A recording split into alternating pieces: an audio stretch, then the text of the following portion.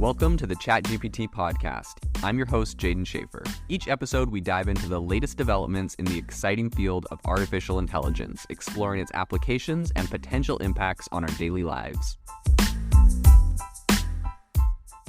Have you ever wanted to start your own podcast? I record and publish podcasts on a platform called Spotify for Podcasters, and I absolutely love it. Essentially, you can upload from your phone or computer, and it distributes to every platform that plays podcasts. They support video podcasts, and you can make money on the platform with ads or even podcast subscriptions, something that has made my life so much easier as a podcaster. So if you're interested, I highly recommend you give it a try. You can download the Spotify for Podcast app, or go to spotify.com/podcasters to get started on your podcast today. If you've been following the podcast for a while, you'll know that over the last 6 months, I've been working on a stealth AI startup.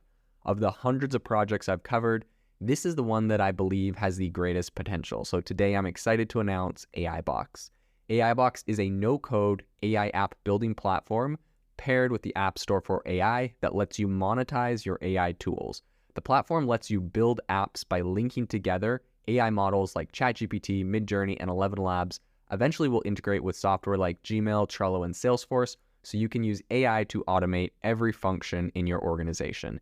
To get notified when we launch and be one of the first to build on the platform, you can join the waitlist at aibox.ai. The link is in the show notes. We are currently raising a seed round of funding. If you're an investor that is focused on disruptive tech, I'd love to tell you more about the platform. You can reach out to me at jaden@aibox.ai. I'll leave that email in the show notes. On today's podcast, I want to break down some really interesting data about AI. So we're going to be talking about AI by the numbers. We're going to be talking about what industries are implementing AI, what percentage of their budgets they're spending on AI, and what geographic locations are spending the most on AI. This is a really interesting topic. So without further ado, let's jump into it. So a lot of this data comes from a recent report or recent survey that was done by CNBC. And this survey was done from about 100 executives in the CNBC Technology Executive Council. And this council exists of CIOs, CTOs, CDOs, and other tech leaders from companies including Accenture, Adobe, Eli Lilly, Ernst & Young, IBM, Johnson & Johnson, PwC, SAP, Tyson, Walmart, and Zoom. So big companies. Big executives with important positions within these companies were all surveyed. And what was really interesting, the first little data that I want to bring up is the fact that nearly half of the companies, 47% surveyed, said that AI is their top spending area in technology over the next 12 months. And one other piece of information that I think is really important when understanding the results of the survey is that this was done back in February. So shortly after ChatGPT launched, a lot of people were looking into it, but a lot of AI tools had not launched, had not been developed. Google Bard wasn't even a thing. And I think that the more that these AI tools have accelerated and come out, if you had redone the survey today, I believe these numbers would be even higher. But nonetheless, the numbers are very interesting. And I think this gives us a really interesting look into kind of the headspace of some of these leaders of AI companies and what we can see in the future. So something that I found interesting was that 63% of respondents said that their companies were accelerating spending in AI. 37% are proceeding with caution. This is back in February, so that 37%, if they're not accelerating at the moment, I think they're going to be left behind. And so that's also if you're a new company trying to make it or trying to push and grow, I think that is a very hopeful number, right? If 37% are proceeding with caution, not jumping full in on AI, they haven't caught the vision. That leaves a lot of potential for you to really accelerate and beat out some of these slower incumbents, the old crusty companies. A lot of them, I feel like, will be, in changing their responses to accelerating by now, I would hope. But of course, there's a lot of people that just kind of resist change. And so there is a lot of opportunity when you see numbers like that.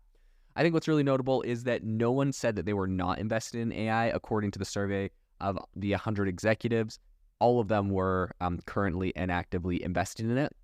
And so when asked what they considered as a critical technology strategy for the companies, AI was like the second most important thing right behind cloud. So 58% said that AI was critical, and 63% said that cloud was the most critical. And machine learning came in third at about 53%. So just under half said they believe AI will create more jobs, and about 27% said that there's going to be a net loss of jobs. About 27% said that it's too soon to tell. And this is interesting, getting a statistic like this out of this group of people who obviously are in charge of a lot of people. So if 26% are saying it's going to be a net loss of jobs, you could assume that that 26% is also in charge of firing a lot of people, and they themselves see the need or the essentially the direction that they're themselves going to let go of a lot of jobs. So I think that's an interesting space. But just under half, so more than are letting them go, said they believe AI is going to create more jobs, which is interesting because overall the net, like if we, of course this is anecdotal, of course this is not relatively anecdotal, this is 100 executives, but if we took that as representative of the market or the economy in general, with almost half of them saying they're going to hire more people and 26% say they're going to fire people to let the AI do it, net is there's going to be a net gain in jobs. And this is kind of where I actually see AI. I see all innovations creating more jobs. They create more prosperity and more automation. And so I just see it as kind of lifting the global standard of living. 26% in that same study also said it's too soon to tell. So it'd be interesting to resurvey them today.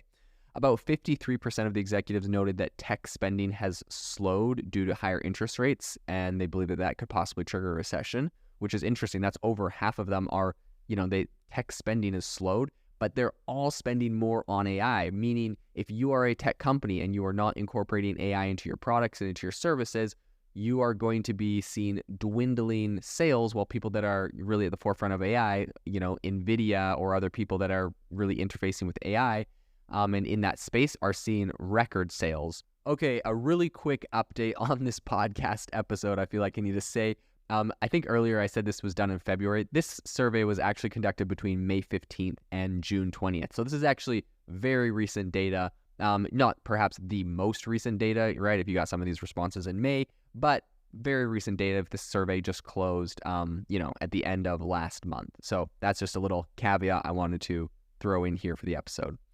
In any case, as far as AI budgets goes, in a separate survey that was done by a firm, Omdia, they discovered that 55% of the companies have a dedicated AI budget, while 38% said spending on AI is supported by other budgets. So only 5% do not have a budget, and 2% did not know, according to the AI Budget Best Practices report. So in a quote, they said, and this is according to the Omdia report, substantive, dedicated AI budgets are clearly a trend. This commitment reflects continued AI market maturity and indicates that many enterprises have progressed beyond POCs, proof of concepts, and pilots into live operational AI initiatives. So about 44% of respondents said that 70% of their AI budget goes to software, services, and SaaS.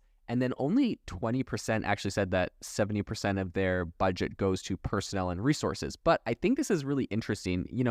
Only 20%, but at the same time, that's actually a pretty significant number if they're talking about 70% of their budget. So, and I think the big difference here is, some companies are investing in software and SaaS where they may not have the in-house personnel to run a lot of these AI systems, but 20% evidently are hiring personnel and resources, aka, NVIDIA H100 graphics cards and, personnel to run them and train their own AI models. So I believe that the people spending 70% of their budget on personnel are people that are doing a lot more, in-house, in-depth actual AI model training.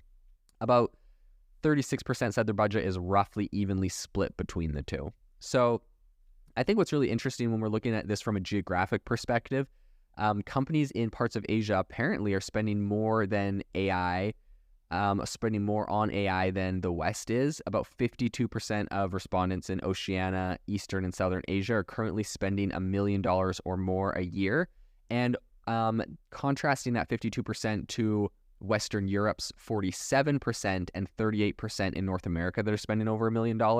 I find that very, very interesting that, Asia, it has this bigger investment. Europe even has a bigger investment than North America on AI at the moment. If you're looking at it, and that's not that the total number is greater, but on average, the companies from those areas are spending more, or more companies from those areas are. So by vertical, I want to talk about which verticals and which niches are using AI the most.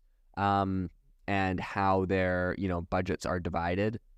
So if we're looking at it by vertical, financial services is spending 62% of their budget on AI, and they're followed relatively close behind by manufacturing that's spending 51%, telecommunications spending 49%. Those are all the top spenders. Then if you go down the line a little bit, healthcare and pharma is spending 35%, retail and CPG is spending 33%, energy, utilities, oil and gas is spending 27%, media and entertainment coming in at 24%. It's kind of interesting looking at these different industries and noticing that, some are like media and entertainment, where you could theoretically envision like a lot of really powerful AI use cases, whether that's for script writing or, generating assets for movies and all sorts of things, that they're spending, less than financial services. Now, of course, financial services has a lot to gain. You create an AI model that can predict different stock market trends. There's a lot of upside, so you can definitely see why they are going so heavily. 62% is pretty impressive. But still, I am, curious why some of these other industries aren't spending more. So I think, if we're looking at what use cases are being used, I would say there isn't one in particular that really dominates, but here's some of the most popular ones. Customer experience is at 22% of what they're using this for, followed by development tools, which is 20.9%, and chatbot and virtual assistants at 20.8%. So honestly, all of those are virtually the same, hovering between 22.2 and 20.8. So very, very similar use cases for, or amount of people using these things for customer experience, developer tools, and virtual assistants. But there are a number of, other areas. I think the question was asked, how is the AI budget divided by use case? Device monitoring and control had 19%. Chatbots was 20%. Customer experience, like we mentioned, was 22%. Predictive analysis was 17%. Voice and speech recognition was 15%. Development tools, we mentioned this before, was 20%. Text analysis and generation is 14%. This is really interesting to me because text analysis and generation, like ChatGPT is text generation, is only 14%. But I guess that might, kind of get cut into other areas. Like they didn't have a specific chatbot and virtual assistant category. So perhaps if you're just doing exclusive text generation, they're probably more talking about like writing articles and analyzing text. So, okay, that makes sense, having that at 14%. In any case, process optimization was 17%. Quality monitoring was 17%. Visual analytics is, 18% are using AI for visual analytics. And anomaly detection was actually a very, very high, with 19.5% of people using AI for anomaly detection as their use case. So that particular survey was conducted back in February. That's why I got confused discussing the earlier survey by CNBC that ended in June. But this particular survey talking about the different AI use cases, that one specifically happened in February, and that was with 368 enterprises around the world that are deploying AI. And among those, about 47% said their companies have annual revenues of 25 to 99 million. 30% have less than 250 million, and the rest are above $1 billion. So the respondents are also pretty evenly split into different categories. And about a third are in North America, 26% in Asia, 25% in Western Europe, 6% in Latin America, the Caribbean, and some other areas that had less. But overall, I think this data is super, super interesting. I think this gives us a lot of insights into who's using AI, what they're using AI for, how we're seeing the AI landscape develop, and kind of where these companies see AI going into the future. So based off of this data, it'll be interesting to follow and see follow-up surveys and see if things have changed. This episode is brought to you by Shopify. Forget the frustration of picking commerce platforms when you switch your business to Shopify, the global commerce platform that supercharges your selling wherever you sell. With Shopify, you'll harness the same intuitive features, trusted apps, and powerful analytics used by the world's leading brands. Sign up today for your $1 per month trial period at shopify.com/tech, all lowercase. That's shopify.com/tech. Today's episode is brought to you by Self-Pause, which is an AI life coach that I absolutely love. Self-Pause allows you to go and have a conversation around anything that you're trying to achieve. It helps you set goals. It helps you build positive habits, eliminate limiting beliefs. It's essentially just your personal coach for anything that you're trying to focus on in life. The best AI life coach. You need to check them out. Go download the app. This is something that seriously can change your mindset, and I am a massive believer in mindset. I know that if you change your mindset, you can accomplish anything you want to. So go download the Self-Pause app today, iOS and Android. This is something you absolutely need to get.